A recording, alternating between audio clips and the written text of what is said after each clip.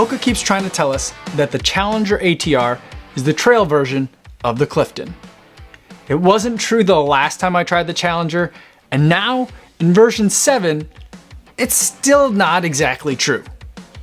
But that doesn't mean that this isn't a really fun trail shoe.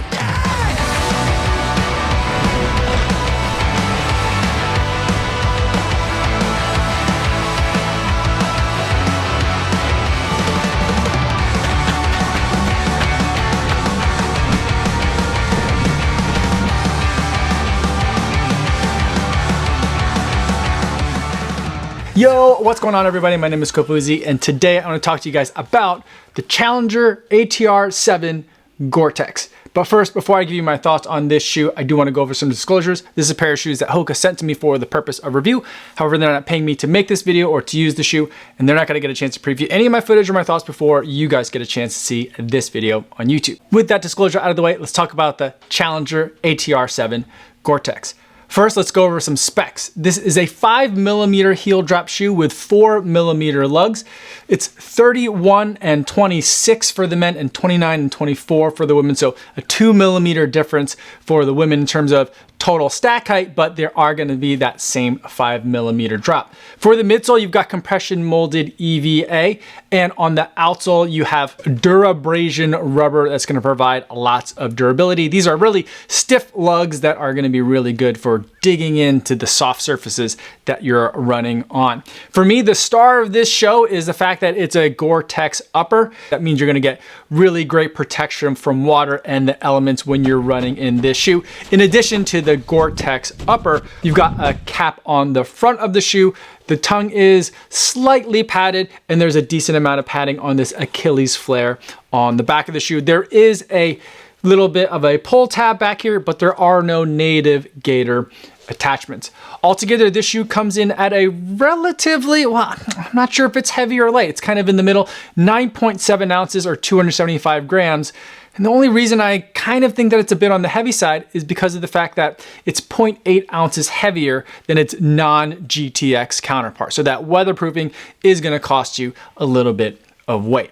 All right, so with those specs out of the way, let's talk about what it was like for me to run in the Challenger ATR 7. The first thing I'll say is that this is not a Clifton. I've been running in the Clifton 9, and I think it's the best Clifton yet. I love what they've done in terms of changing the compression molded EVA that they're using in the Clifton 9. It's nice and springy and nimble, and I just love running in it. I don't really get that same sense from the midsole foam in this shoe, but rather the main feeling that I'm getting is that it kind of just feels like a big boot. It feels very blocky to me, and I think a lot of that's just coming from this Durabrasion outsole and these kind of, to me, it feels like kind of soccer cleat-like lugs. I did not love it on pavement. I really personally wouldn't consider it a real kind of commuter shoe where you're running like from your house on the roads and then getting to the trails. That wouldn't be my favorite way to kind of use this shoe. But the favorite way that I've been using this shoe is when I'm running in snow, when I've been running in mud, when I feel like my feet are going to be going through really wet, messy conditions, but I don't want my feet to get wet. This is the kind of shoe that I definitely want to have on. And then I feel like all the things that I initially kind of hesitate and find not all that interesting suddenly become really great positive attributes for a trail running shoe. So that blockiness when I'm kind of just walking around in the shoe or when I'm running in the shoe on pavement, all of a sudden when footing is a little bit less secure, when the conditions are really wet, slippery, or slushy, or mushy from the mud, that gives me a lot of confidence. Those really stiff lugs all of a sudden now become teeth that can really dig into the earth and give me something sure-footed for me to be able to push off of. So for me, it's a very situationally dependent shoe. In some situations, I'm not that enthusiastic about it, but given that it's a Gore-Tex shoe, when the conditions are really messy and cold, this is a kind of shoe that I'm really going to be excited to reach for. And even kind of like the relative stiffness of the upper, which again, I don't find all that great when I'm on the roads or just on dry trails. I feel like again, works really well when the conditions are a little bit sloppier, because then my ankle and my foot isn't moving around all that much because everything's very much locked in. I don't think it's the Gore-Tex inner liner here that's making it stiff. I just think that the shoe is stiff.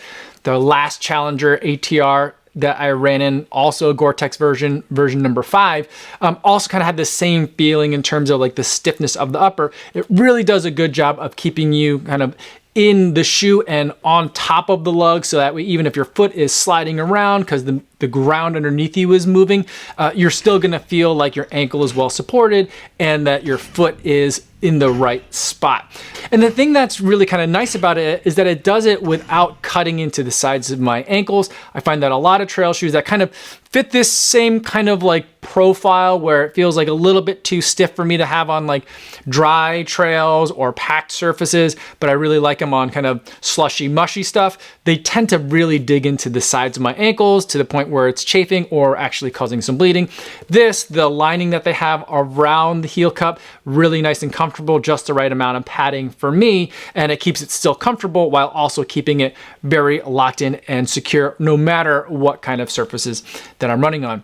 The only downside to this is that even though all this protection here is really great, the one thing that I find is this Achilles flare, nice and comfy back here, but it does leave a rather wide opening in the back of the shoe. So a lot of times like materials are coming either getting thrown up and kind of coming back over the heel, or kind of like running down the leg and kind of falling in through this little portion back here where there's a little bit of the flare. And so I did get a little bit of wetness, not because the Gore-Tex was failing, just because the kind of hole or the opening for your foot was rather large. But overall, I feel like for when you want to get out there and just like want to rip through some trails, this is a pretty fun shoe to do it in. Now, this is normally the portion where I get into kind of my summary points, but I think that given that I don't review that many trail shoes in here, I thought it might be good to call in some reinforcements. So let me switch sets. I'm gonna get over to my live stream and kind of video conferencing set, and I'm gonna call up my friend, Ultra Trail Steven.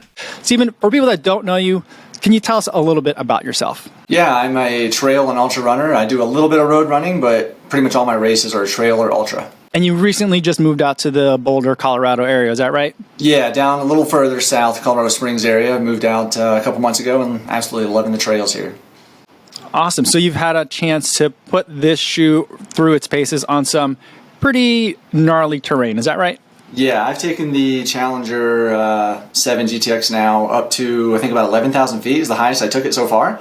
And that was in knee-deep snow, and it has been awesome. The Gore-Tex on this works really well. My feet stay dry, and it's quickly become my favorite combo to wear this with some gaiters and maybe some micro spikes if it's really icy, and it's my favorite winter running combo for sure. So let's get to the summary portion so that people can hopefully understand the shoe a little bit better, because now we know that it can handle the trails in Crystal Lake and the trails out in the Colorado Rockies. But what would you say the Challenger 7 ATR Gore-Tex is best for?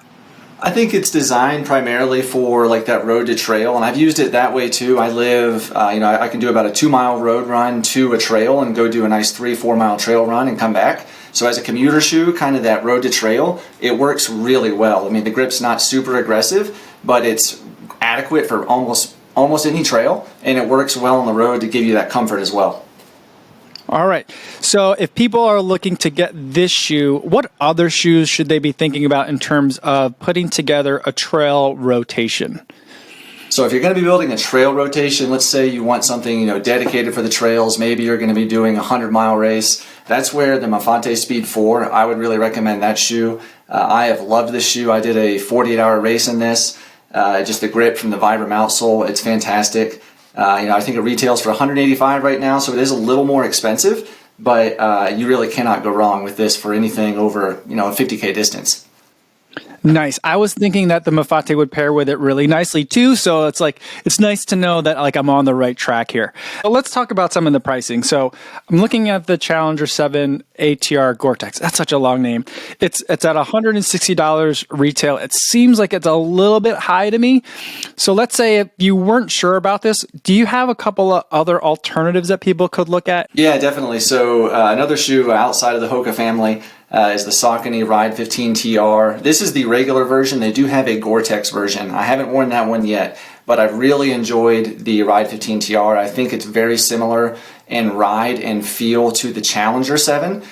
So I can only imagine that the Gore-Tex version would be very similar to the Gore-Tex Challenger 7 GTX. And that GTX version of the Ride 15 TR is also $160, so it's really about that same price as the Challenger 7 Gore-Tex. So, maybe it's not a terrible price, but while it is a little bit higher, I guess.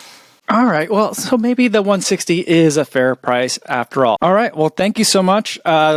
Where can people find you if they want to learn more about your trail running? Yeah, so obviously I'm on YouTube. It's Ultra Trail Steven, and then Instagram at Ultra Trail Steven is my two main areas. And just thank you as well for having me on. I really appreciate it. All right, so there you have it. You've heard now from Ultra Trail Steven, a guy who spends the majority of the time running in trail shoes and running ultra distances. And you got his take on the shoe. He and I kind of differ in opinion a little bit in terms of whether this is a good commuter shoe or not. But I feel like there's a lot of areas where we're kind of overlapping and we're agreeing on a lot of things. So I feel like I'm feeling pretty good about that. But if you want to hear more about Ultra Trail Steven, make sure you check out the description down below. I'll have links to some of his recent videos and his channel, so you can go check him out and subscribe. And if you have any other questions for me or Steven, feel free to put them in the comments down below, or better yet, stop by the live stream that I do Monday through Friday right here on YouTube. I'd love to talk to you guys in the chat. That's all I have for today, everybody. Thanks so much for making it all the way to the end of the video. Hopefully you guys are staying safe out there on your runs, and I will see you in the next one. Yo, what's going on?